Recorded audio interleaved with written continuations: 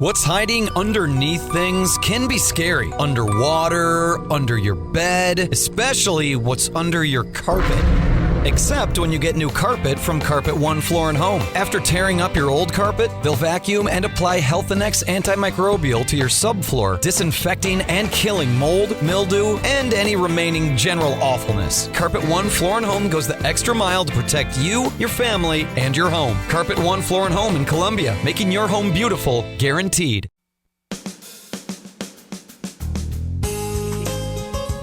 Good morning and welcome to Radio Friends on this Tuesday, February 1st, the very first day of February 2022. Can you believe we've gone through January already?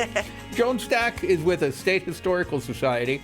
And of course, we know that February is Black History Month, so we're going to deal with that today. Yeah, every year the State Historical Society collaborates with Missouri libraries and puts a series of images mostly related to Missouri, dealing with the various themes that are covered in Black History Month that year. Yeah. And this year the theme is Black Health and Wellness.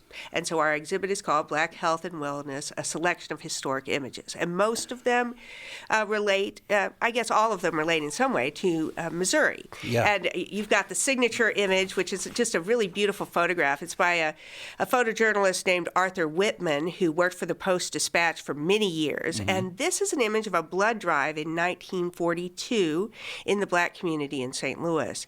And what's kind of interesting about this is in that period, the Red Cross was still segregating blood. Is that right? Even though there are letters to the Post-Dispatch complaining about that because there's no scientific basis for it, but the cultural norms dictated that they segregated the blood between 1942 and 1948. And that, again... So you're saying the Red Cross did this? Yes. Between 1942 and 1948, a black person's blood could not go into a white person? Yeah, or at least... Even if it was life and death? Well, who knows if they might have occasionally bent the rules, but yes, and they would label it whether it was black or white blood, and so it became very important for the Black community to donate blood during the war for the Black servicemen. And so there were these very successful blood drives. But it is a kind of it's a positive image because it shows the Black community stepping up and volunteering, but it also reminds us of a time in our history that isn't the best best memory. Not at all. Now, another more positive image that I wanted you to show that's going to be in the exhibit, we discovered that there was a comic strip that ran in the Kansas City Star and in other papers around the country, and it was by two black artists in Kansas City.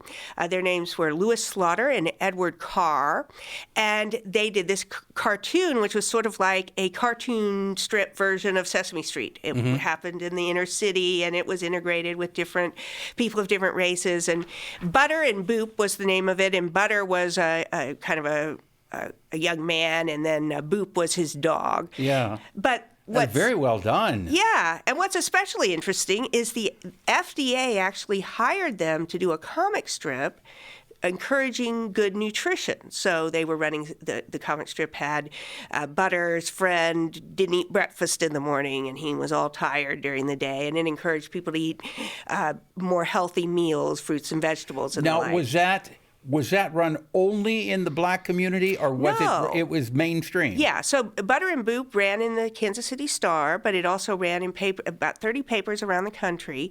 It started in 69 and ran through the early 70s. We haven't quite figured out exactly when it ended, around 74, 75. I actually brought in an image of the two artists, Louis Slaughter and Edward Carr.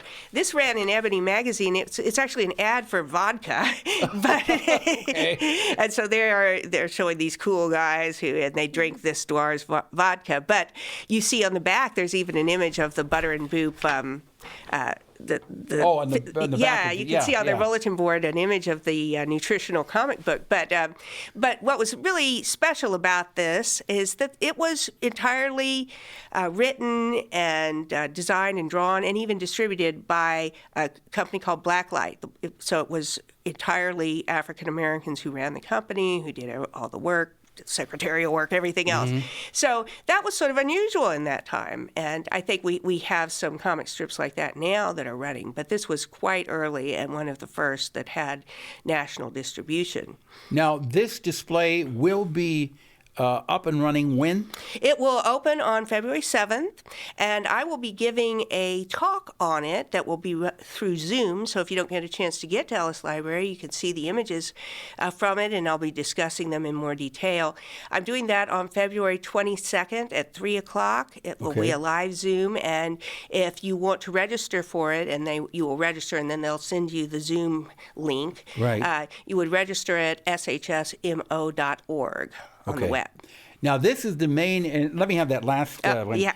This is the main exhibit that you will be featuring throughout the whole month of February? Yes, it will be. It will go in through the semester. They like our exhibits at Ellis Library, so they're going to run it through the entire semester. So you will get a chance to see it after February, but really kind of promoting it in February. Okay, so the semester goes till when? May, so in mid-May. So this will be up a week from today and then running through the rest of February, March, April, into mid-May. That's right. So you have more than ample opportunity if you want to see this to go down and learn something. Yeah. Anything else you want to mention? Well, I do want to mention where it will be. It will be in Ellis Library, which is off Lowry Mall, in the colonnade area. And there's a beautiful seated area with columns, and there are cases along the side. If you've been to Ellis, you'll be familiar with that. But if you haven't, just walk in the front door, go straight ahead, and you'll hit the colonnade. How many different articles or photographs will be on display? Oh, there'll be quite a few. I'm thinking we'll probably have maybe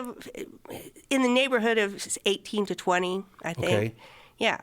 Did it take a lot of research putting this together? Oh, yeah. It always takes a lot of research. And we're still researching. I'm going to have extra material in the talk, the Zoom talk, where I'm going to discuss some of these in a little more detail because you can't say everything in the exhibit.